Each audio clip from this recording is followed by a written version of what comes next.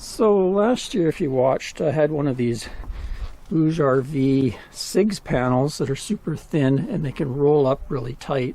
I can roll it up and store it away when we're under travel. And so I got them to send me another one. They were asking me if I wanted to review anything else. They said send me another one and I'll review both of them. So we'll have 400 watts up on the bimini. I usually just bungee it up there and it connects through some connections and down into my solar charger. So much like last year, I'm using the Yuma CIGS panel on top of my bimini here, and I just deploy them up there and use bungees to hold them in place. So I got the type that have the grommets on the corners. One thing I don't like about these grommets is they're not really a stainless steel, I guess, because they do tend to rust.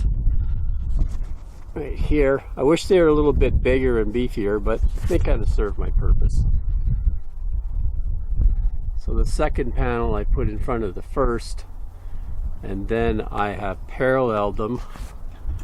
See right here, got 4 wires coming down, so I have them in parallel, and then going down below to where my battery bank is through a charge controller.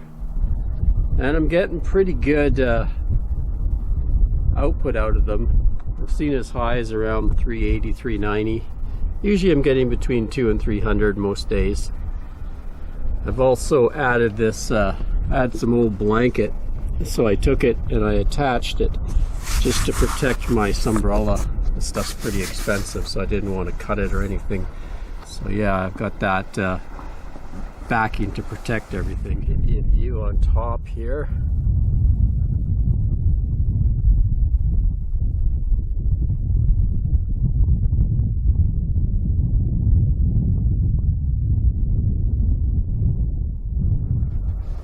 On the corners here, I just have these kind of bungees that have little knobs on them, and then I have little carabiners through, and then in the middle I have dual carabiners holding them together, and a bungee down, and then at the front another. Seems to handle quite a bit of wind, no problem. Although if it gets really windy, I'll just undo all those, and then I can roll them up, put them away.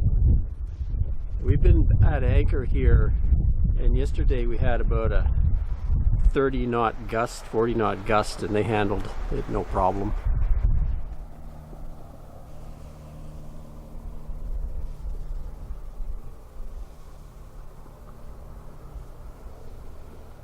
I took one off so you can see how they roll up. This is kind of their killer feature. They can roll up on themselves in 360 degrees. And there's the specs. Maximum power output 200 watts, maximum power voltage 24, maximum current 8.52 amps, open circuit voltage 30.4. And that's BougeRV Yuma 200. They also supposed to have pretty good shade tolerance. Like part of the panel can be shaded, and they still have pretty good output. And I've seen people on YouTube really put them to the test as far as durability goes. I've found that the material, it's kind of plasticky, and I had the other one, I ended up putting a few scratches in it one time when it fell off the bimini when I was taking it down. But yeah, they are pretty tough.